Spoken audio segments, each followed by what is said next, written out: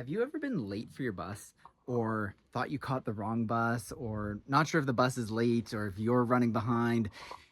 If that's you, you're going to fit in right along with us here as we uncover this 2006 Bluebird All-American, a 40-foot diesel pusher. We're going to be gutting it and completely reconstructing it into a skoolie for our family.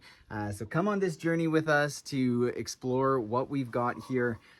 Share a couple little details. We've got a 8.3 liter Cummins engine in the back paired to an Allison transmission. We've got 6 speeds, so I believe it's the 3060, and I'm pretty sure that's the only one that comes with the 6 speed from what I can tell based on this age of 2006. Seems like the most common, so to be continued if I discover otherwise. We've also got stock undercarriage storage compartments, big ones that go all the way underneath the chassis, and then 2 front ones on either side of the diesel tank, and just amazing. So definitely from what I'm seeing so far, I believe we got the right bus. Time will tell to see whether the bus causes us to be late or if we're gonna be late. We're gonna share everything that we learn, everything that we find, everything that we uncover, anything that could possibly be helpful. I mean, there's so many great resources out there and people who have done far more builds than us. This is just our first one, but we're excited to document it and share this journey and reconstruct it. I know it's an all-American, even in Canada. Maybe we'll eventually get it to be an all-Canadian, and so it's going to be a fun journey here. Just wanted to share one quick thing. I get excited about this stuff because I like big vehicles. I like the power that this thing had. It's actually crazy. This engine, I was very impressed with. The couple little mountains that I went over getting it to our place here. I was half expecting the diesel truck to, like the diesel engine to sound like a pickup truck or something like that, with your 5.9 liters, your diesels and your GMCs and whatever else there. And when you start it up, it sounds more like a tractor, more like a semi truck, and that's more similar to what it is. And so it's just this beast, and yeah, very excited. Got it inspected, which I'm glad I did, because they've said it looks great for the mileage, for the age. Everything looks great. Everything else we can do with construction and wood and material, but the mechanics and the really underworkings of the bus are really crucial from what we've seen, from what I personally believe. It's most important to find that as a good foundation. And I mean, it's building a house, and just like any house, you get a good foundation first.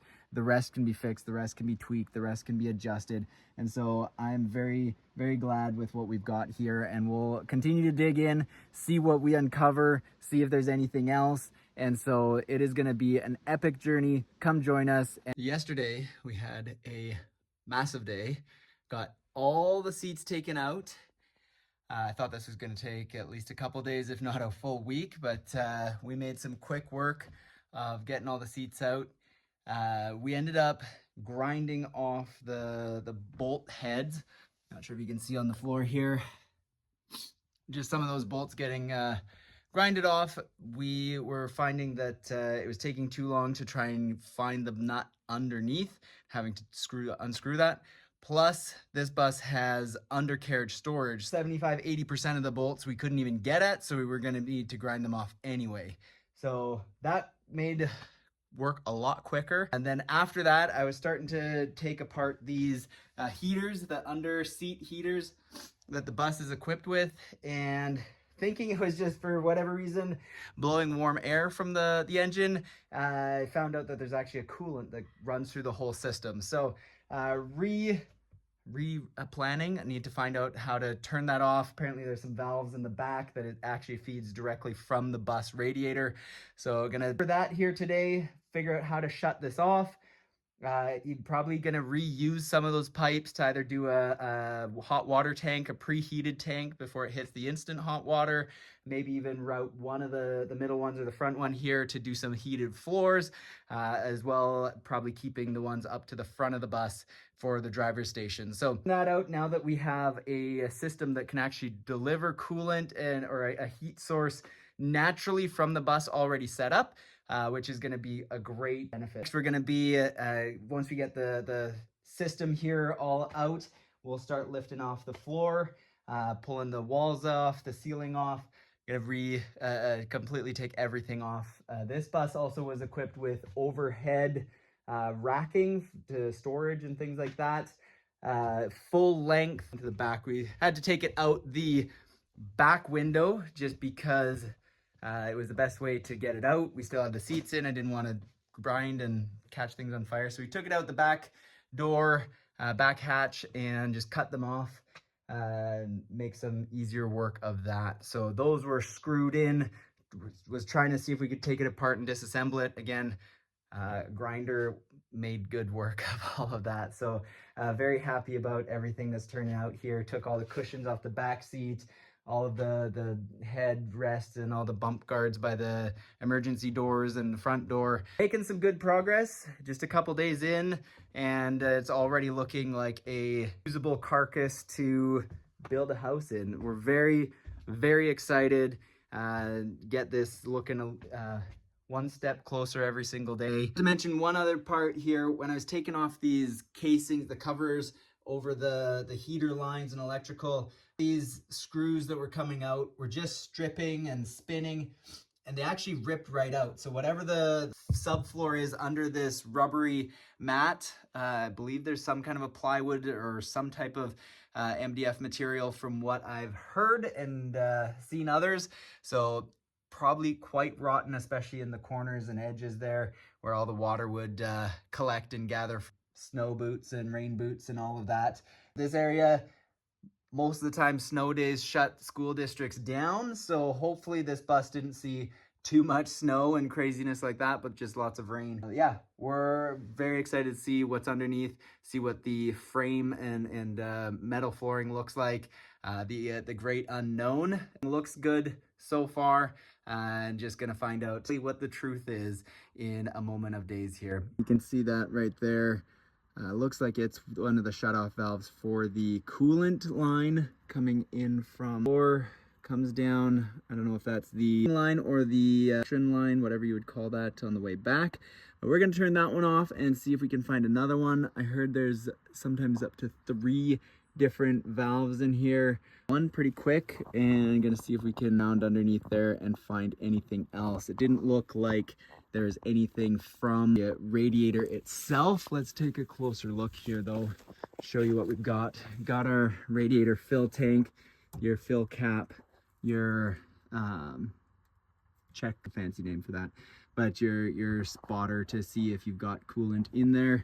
I'm not seeing any other my eyes, but now maybe with my camera back here I can see if there's something else. So your regular engine ones, we're going to see where the main lines come in, feed the inside of the bus there. So gonna get a little bit more dirty under here, and if I find another valve I will keep you posted and show you where I found that. You can see that there right under my flashlight, but that looks like the other valve that's coming in. So it seems like it goes into kind of a system, the hose is off, and then it is quite rusty. So it's not turning nearly as smooth as one did. I'm gonna get it sprayed down, but that is where the other one is, on the other of whatever component this is.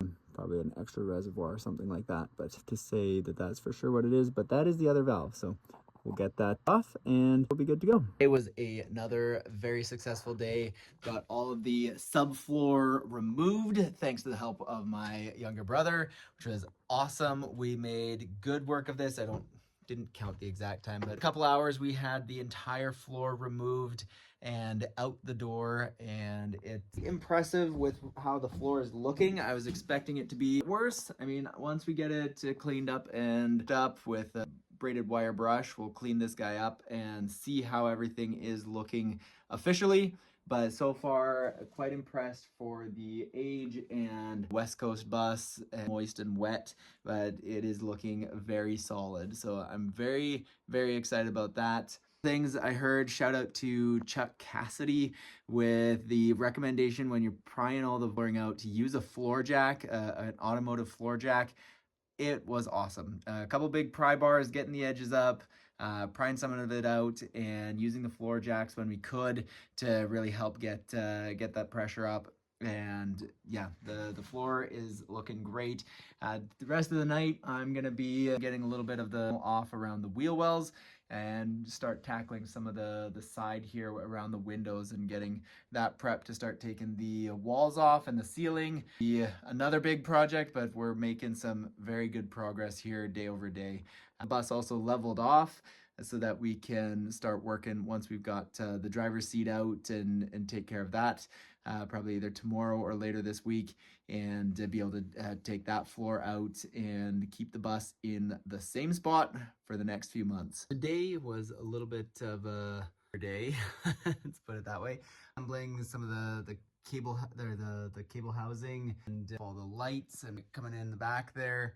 Taking off some of the electrical and stuff above the driver's seat, finding tons of and hoses and cables going everywhere. Quite easy mess. So gonna shut off the electrical tomorrow and to start digging into all of that, seeing what cables are no longer necessary, either other old speaker systems or phones or different things like that, and see what housing and cables can be completely removed and eliminated. Also down here, started taking apart the dash area. Was gonna see if we could put some shoe storage, finding out that all of my defrost heat and front heat comes from here as well. So probably gonna be looking at leaving some of that natural heat in. It does come from the same under seat system that runs the coolant lines from the engine, runs all the way up to the front, right, the front heat system. So gonna look at some of that, tying in midpoint to have a hot water tank, will kind of a primer tank that will take that heat when the bus is running and be able to preheat some water. Then that water will feed into the instant hot water heater is the idea that I have. So tapping into that line ready was the plan. And so we'll probably keep the line going all the way up to the front to keep the front heat in, so we don't have to create a new system for defrost and different things like that if ever we need to. Hopefully never need to use the defrost again, but in case we do, we want to be prepared and ready. So that's a bit of what we did today. Finished getting all the wheel well vinyl coverings off. Again, just taking all the little bits and pieces, getting better access to the ceiling. Gonna start taking those out tomorrow, probably drill through or hammer through rivets with either a air chisel or drilling through. There are a ton of screws everywhere. That's just a tiny handful from a couple things up front. And it is a well-built bus, which is great when there's children in it, and quite something when you're taking it apart. Today, or Saturday, whatever day that was, we ended up finishing all of the ceiling. We got all the panels all the way to the driver's section here. I removed right around the driver's section and above the door here. We're quite, I'm not sure if you can see this here without spinning and making you sick. There's quite a significant amount of glue that they used on this last edge of the panel above the mechanism. Rivets, which is great, but the amount of glue was quite dramatic, and finally got that off. With this bus, it ended up going best from the back to the front, the way that the panels were overlapping.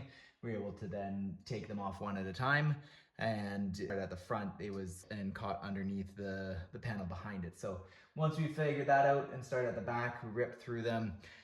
Combination, pry bar, getting through some of them, hammer and another hammer to pound through some of the ones around the curve because you couldn't catch as well with the pry bar. So that was some of the ones we were able to get a pointy part of an air hammer, pounding out the rivet with that chisel.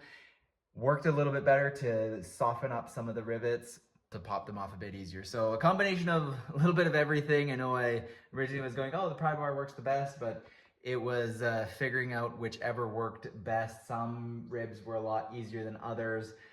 Some of the paneling underneath, right above the windows, some again were easier than others. Again, right-handed, left-handed, one side of the bus, the other side of the bus worked the best, the easiest, the quickest. But that, and then add all the screws and nail heads and everything out of the floor, smoothed that up. And again, we'll get that brushed up once we're finished. Get the floor resealed and everything there. But today I am working on removing the heaters. I've got the heater lines, coolant, and so I'm gonna get closer to where I'm working at right now. I have a little rigged connect hose into a bucket here, the coolant, as I drain the turn line. So there's basically, show you here that this bus is equipped with, has some heater, I don't know what these are called, but basically takes all the hot coolant liquid from the engine, and then it is combined with a fan. The fan blows that heat through the coils into the bus.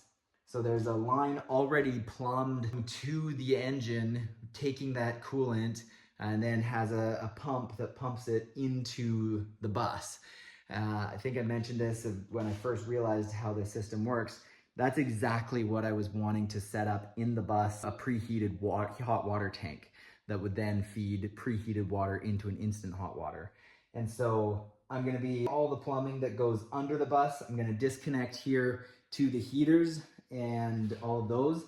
The return line will need to remain the same because I'm gonna keep the line running all the way to the driver's section so that I have defrost, heat, natural heat from the bus when we're driving on cooler days. Hopefully we won't have that too often. We'll be able to, nice climates most of the year, but still having that when we need it. Will be nice to have heat coming from the front. That's where we'll be all sitting when we're traveling, having seatbelts up at the front. And so being able to have that, use the current return line just to clean it up, make sure it's empty while we're doing all the rest of our construction work. And then for the feed line, it basically goes from one heater to the next, to the next, to the front, and then a single line all the way back. So what I'm gonna be doing is tying into the feed line into where my freshwater tank is gonna be under the bed, and then be able to put a hot water holding tank in there, have a line feed to it, then have the return be able to shut off and go directly back to the engine, rather than have all that coolant run the entire length of the bus when we're driving on summer days or where it's hot and we don't need the heat at the front. Rather than have that coolant do an extra feet, well, times two, an extra 80 feet of coolant for no reason, we'll be able to have that a shorter loop. And then on days that I need the heat up front, I'll just go under the bed, flip a valve, and that'll open up the channel of the lines going to the front. So to be continued, how that'll exactly work, I've got some different ideas in my head. Once we're building that, definitely show details of it. But right now, disconnecting the heaters so that we can get those out of here and reuse some of the line if we can, get some other T-valves and connectors to make sure that we can hook it up the way we want. But we'll keep the line that goes under the bus into the engine compartment, or just as is. Remove all these interior cords for now. Driver's section goes right behind the driver's seat. It dips through the floor and then goes under the floor into the heater compartment there. So that's also great. We'll be able to leave that as is, take out the interior building, and then add the lines in, probably do like a little bit of thing along the floor instead of crown molding.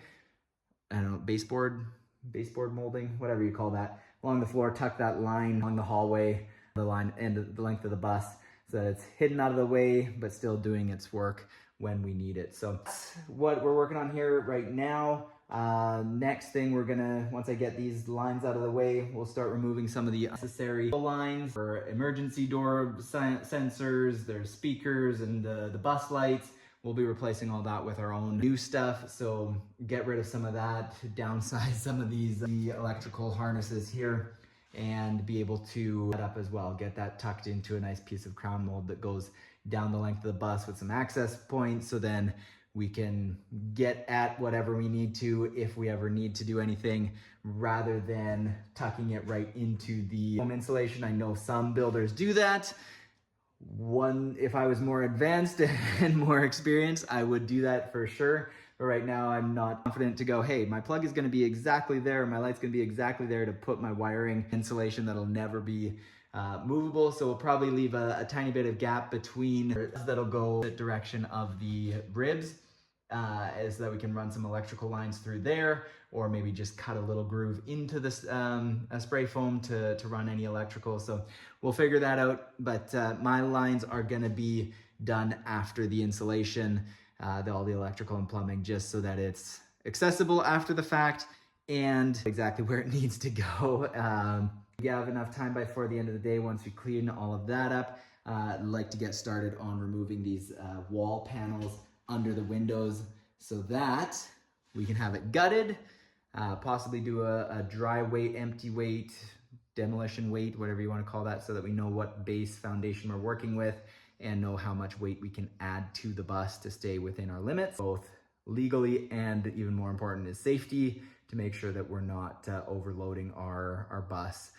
We've got a great capacity here, but at the same time, want to make sure that we are underweight and safe on the roads for ourselves and everyone else.